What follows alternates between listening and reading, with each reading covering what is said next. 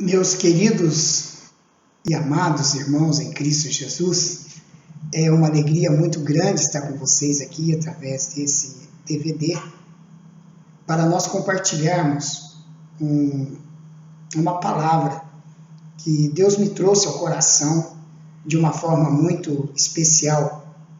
Esta palavra, ela nasceu no momento em que eu comecei a ler um livro que marcou muito a minha vida e foi tão marcante para mim que eu tomei a decisão de dar início a um projeto baseado nesse livro.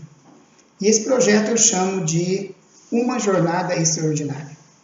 Eu fiz um resumo do livro e mergulhei na palavra para poder buscar ainda mais revelação sobre o tema e compartilhar com a igreja, compartilhar com aquelas pessoas que estão dispostas a viver a vida extraordinária que Deus planejou para nós. Eu estou disposto a isso, eu desejo isso e eu busco isso. Então eu quero compartilhar com você isso que é parte daquilo que o Senhor tem colocado como motivo da minha existência. Eu quero que você entenda que tudo que nós vamos falar está relacionado com a doutrina da graça. A graça que nos é revelada na pessoa de Jesus Cristo, nosso Senhor e o nosso Salvador. E o livro que eu estou citando é o livro Extraordinário, cujo autor é John Bevere, e você terá a oportunidade de adquiri-lo em alguma livraria evangélica, cristã, talvez até alguma livraria não evangélica, porque John Bevere é um best-seller e alguns livros dele são vendidos até em outras livrarias, né? Então é possível você encontrar o livro. Também você pode adquirir através da missão Palavra Viva, ligando para um dos nossos números, né? O 3326-1107 ou 9931-9481, que é os nossos números, né? Lembrando que o DVD é 43, porque nós estamos em Londrina. Também você pode entrar no nossa front page no Facebook, Palavra Viva, ou no nosso blog, digitando aí no seu computador www.betuluz.wordpress.com, né? Esse é o nosso blog Palavra Viva. Através desses endereços eletrônicos você poderá falar conosco, ou também pelo e-mail epereiraluz@hotmail.com. você poderá encomendar algum exemplar deste livro. Tendo em estoque, nós o atenderemos rapidamente. Se não tivermos, daremos para você o prazo em que o livro chegará para podermos atendê-lo. Lembrando que, no momento que você faz um pedido para nós, você já está sendo incluído na nossa lista de oração. Nós oramos pelos nossos clientes e os abençoamos em nome de Jesus. Agora vamos falar um pouco sobre essa jornada extraordinária. Em 1 Coríntios capítulo 2, versículo 9, o apóstolo Paulo diz: conforme está escrito, nem olhos viram, nem ouvidos ouviram, e nem jamais penetrou no coração do homem o que Deus tem preparado para aqueles que o amam. Eu diria para você, querido, que essas palavras de Paulo, elas foram escritas para aqui e agora. No contexto da carta, Paulo está citando um texto, porque ele diz, como está escrito. Isso significa que aquilo que Paulo está falando já tinha sido exposto, de alguma forma, para outras pessoas. Não era uma novidade, não era uma grande revelação. Paulo estava apenas citando algo que já foi dito. E já foi dito que nem olhos viram, nem ouvidos ouviram, e nem jamais penetrou no coração humano, ou seja, nenhum outro coração ainda desejou aquilo que Deus tem preparado para aqueles que o amam. Portanto, Paulo está nos dizendo aqui que há coisas que foram preparadas somente para alguns cristãos. Isso não significa, querido, que Deus faça acepção de pessoas. Não é isso que Paulo está dizendo. Mas ele está dizendo, sim, que há pessoas que não alcançam uma posição dentro do seu relacionamento com Deus que lhes conceda o direito de usufruir dessas coisas. E elas não alcançam, não é porque elas são incapazes, muito pelo contrário, é porque elas não lançam mão da capacitação que Deus deu a todos nós. Todos nós fomos capacitados por Deus para receber esta graça que nos capacita a viver uma vida que nos coloca em contato, que nos dá acesso a essas coisas extraordinárias. Coisas que nem olhos viram, nem ouvidos ouviram, e nunca, jamais penetrou no coração de uma pessoa. Isso é muito fácil de entender, né? O porquê que pessoas que, mesmo estando dentro de uma igreja e participando da vida de uma igreja, não chegaram nesse nível de vida ainda. É um desejo que muitas pessoas têm, mas o porquê que elas não alcançaram esse estilo de vida? Isso é muito fácil de entender. Imagina que você me conheça e nós tenhamos um relacionamento muito bom dentro do ambiente de trabalho. Nós trabalhamos juntos na mesma empresa e nós temos ali um relacionamento muito bom, nos damos bem, não competimos um com o outro, né? Somos parceiros ali dentro do nosso ambiente de trabalho.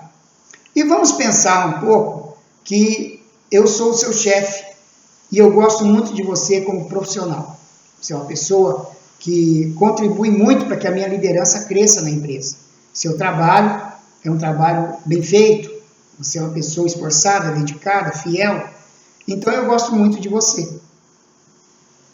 Você presta um excelente trabalho para mim, mas nosso relacionamento não passa disso.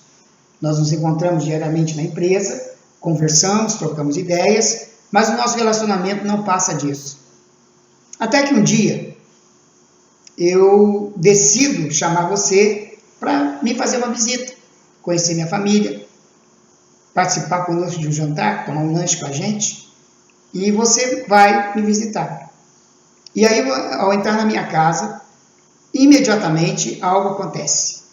O nosso relacionamento muda de nível. Você presta bem atenção. Há muitos outros colegas na empresa, mas o único que foi convidado para estar na minha casa comigo e desfrutar de um momento da minha intimidade foi você. E você aceitou o convite. Você foi à minha casa. Agora, você vai conhecer outras coisas a respeito da minha vida privada.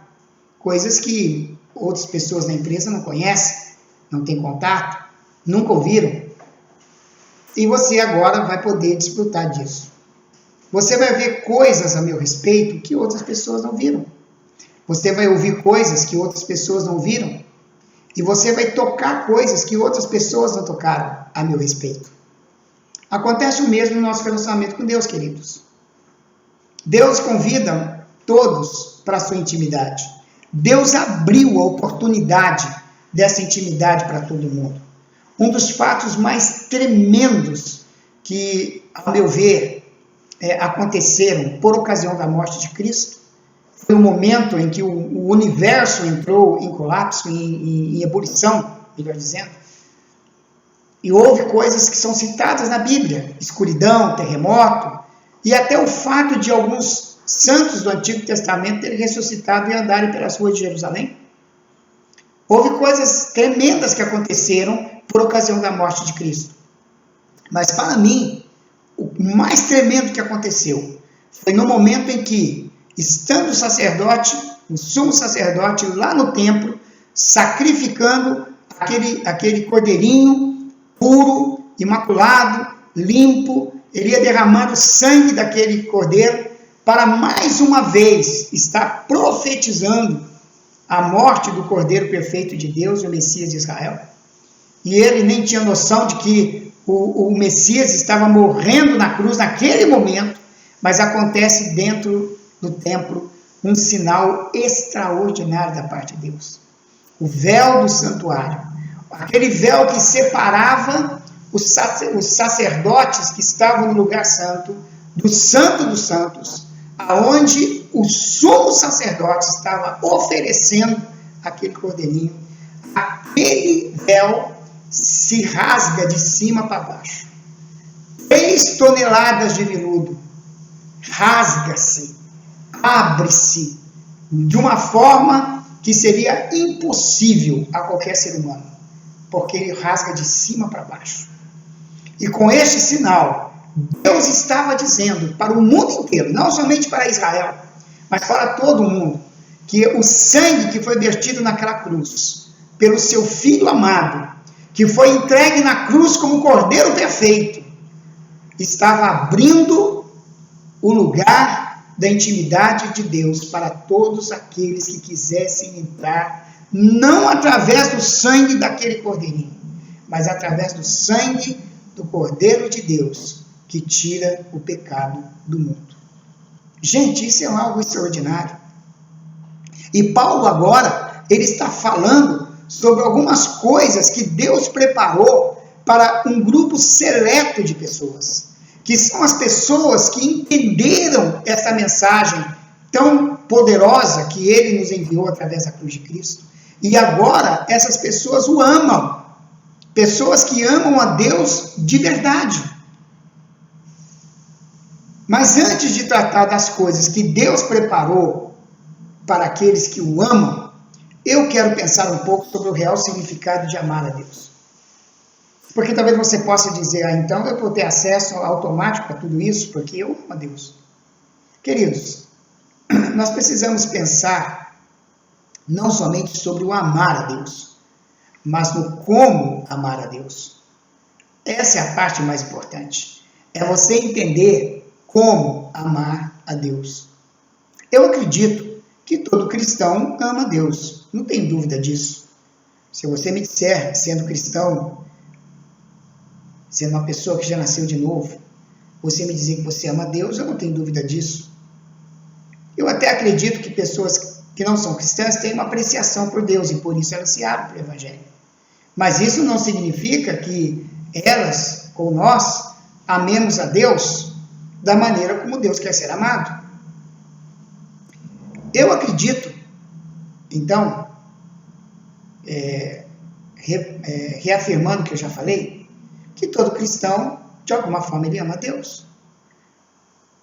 Mas nós não podemos afirmar que realmente amamos uma pessoa enquanto não amarmos do jeito que ela quer ser amada. Eu consigo entender isso de uma forma muito simples. Eu consigo entender isso olhando para a realidade do casamento. Para que eu possa amar a minha esposa de verdade, eu preciso saber como ela quer ser amada. A forma com que a minha esposa, a pastora Márcia, gosta de ser amada, pode não ser a forma como a sua esposa ou o seu esposo gostam de ser amados. Para isso, eu preciso manter um diálogo aberto com ela, em que ela me mostre quais são as formas através das quais eu posso demonstrar meu amor por ela. E eu devo fazer o mesmo, para que ela não tenha problemas de manifestar o amor dela por mim. Portanto, queridos, com Deus não é diferente. Talvez a única diferença que haja entre nós e Deus é que muitas pessoas, talvez intimidadas pelo seu cônjuge ou pelas pessoas que o cercam, elas não se abrem nesse sentido. Elas não falam, elas não dizem o quanto elas gostariam de ser amadas. E essa é a grande questão. Mas Deus não é como nós. Ele não somente disse como ele quer ser amado, mas ele deixou escrito para que nós não tenhamos dúvidas. Então, se nós abrirmos a Bíblia, e você pode abrir a sua Bíblia aí, em Deuteronômio, capítulo 6, versículo 5, e esse texto vai nos mostrar como é que Deus quer ser amado. Então, pega a sua Bíblia aí, eu estou pegando a minha aqui, e você vai abrir em Deuteronômio, capítulo 6, versículo 5, que diz assim: Amarás, pois, o Senhor teu Deus de todo o teu coração, de toda a tua alma e de todas as tuas forças. Então, veja bem, meu querido, se nós formos pensar em como Deus quer ser amado, ele nos mostra aqui as 3 formas através das quais nós o amamos. Primeiro, ele quer que nós o amemos de todo o coração. E normalmente, na Bíblia, a palavra coração faz menção do nosso espírito. Em outras palavras, Deus quer que nós o amemos com todo o nosso espírito. Não é uma citação bíblica que faça referência a essa bomba que joga sangue para todo o nosso corpo e que nós temos que cuidar muito bem, porque se ele parar, tudo para. Então, não é desse coração que a Bíblia está falando. Ela está fazendo uma referência à parte mais íntima do ser humano, que nós conhecemos como espírito, ou aquela parte que Deus soprou para dentro de nós. Deus quer que nós o amemos com todo o nosso espírito. Deus quer que tenhamos intimidade com Ele. É isso que está dizendo. Você demonstra amor por Deus quando você o busca na sua intimidade. E para ser íntimo de Deus é preciso ser um adorador. Lembre-se que Jesus disse para a mulher samaritana que os verdadeiros adoradores são aqueles que adoram o Pai em espírito e em verdade. Então você está vendo que a adoração é algo que acontece no âmbito do espírito. E é no espírito que Deus quer ser amado por você, com todo o seu espírito. Deus quer que você seja um adorador, que você aprenda a adorar.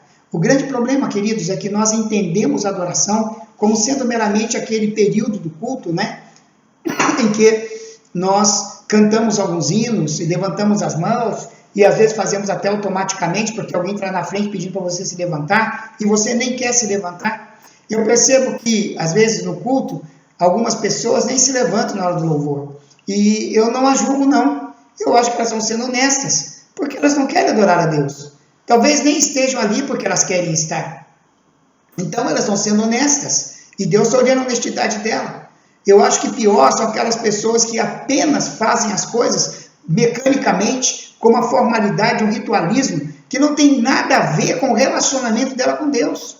Adoração não é alguma coisa que acontece na hora do culto, é algo que acontece na sua vida pessoal, lá no seu lugar secreto, lá naquele lugar em que diariamente você mantém um relacionamento com Deus. E quando você vai para o culto, você vai preparado para extravasar tudo aquilo que você já conquistou na presença de Deus, enquanto você estava ali no lugar secreto. Como Jesus disse, fecha a tua porta, fala com teu pai que está em secreto, e o teu pai que ouve em secreto, que vê em secreto, te recompensará.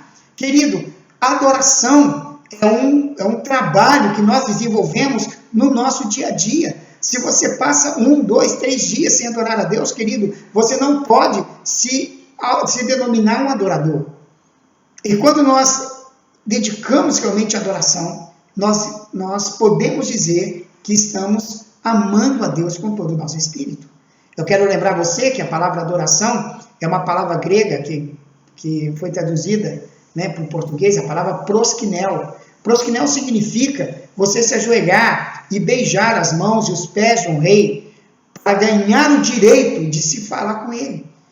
Isso nos diz que a adoração é o ato introdutório para a nossa intimidade com Deus. Na verdade, você tem intimidade com Deus a partir do momento em que você se torna um adorador. Então eu quero encorajar você a buscar essa intimidade com Deus. Porque se você não buscar intimidade com Deus, você não vai conseguir amá-lo nas outras dimensões.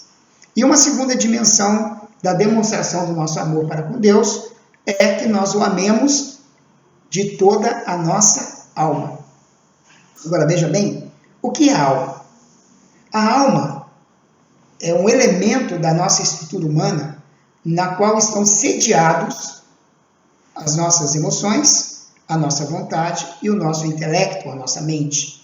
Por isso que na Bíblia a alma é chamada de mente, é a palavra psche, que significa mente.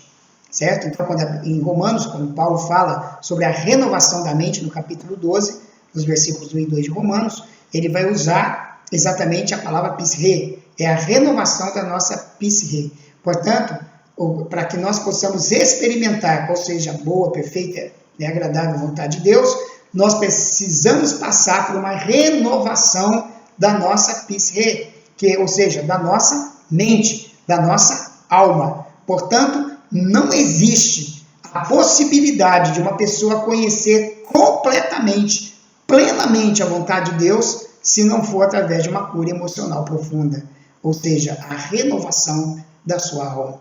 Então a alma é muito importante. Eu diria para você que a sua santificação não acontece no espírito. O teu espírito já está santificado. Jesus deixou claro que o espírito está pronto, a carne é fraca. E a alma está muito ligada à nossa carne. Portanto, a santificação é o processo através do qual o Espírito Santo vai curar a sua alma. Não existe cura emocional automática. A cura emocional é um processo na sua vida. E tem muito a ver com a questão do discipulado.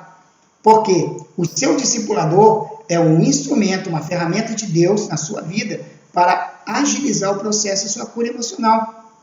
No discipulado, você vai ter a liberdade de falar a respeito das suas lutas, das suas tragédias emocionais.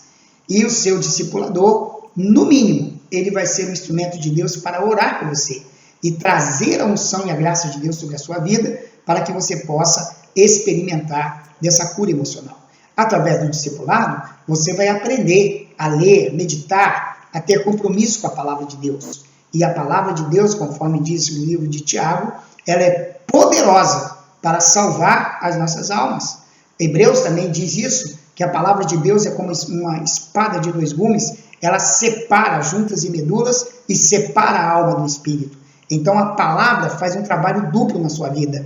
Ela não somente cura a sua alma, salva a sua alma, mas ela faz a separação entre o espírito e a alma. O espírito está curado, o espírito está regenerado, o espírito está transformado, mas a alma precisa de uma cura.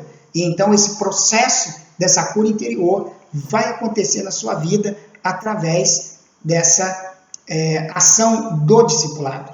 E nós sabemos que o discipulado acontece na vida da igreja pelo menos em 3 níveis. Existe o discipulado básico, que todos vocês, já que são cristãos e maduros, já receberam na sua igreja, seja através de uma escola, né, de primeiros passos na vida cristã, ou a famosa classe de catecúmenos, ou seja, dos iniciantes na vida cristã, ou então através do processo como se dá em nossas igrejas, que é o estudo do cidadão do reino, o CE, que é um trabalho que nós fazemos individualmente com a pessoa, levando ela ao conhecimento da fé cristã, se tornando um cidadão do reino através do novo nascimento e do batismo, e também aprendendo a caminhar nos primeiros doutrinas da fé cristã, tornando-se um cidadão do reino comprometido com o reino de Deus.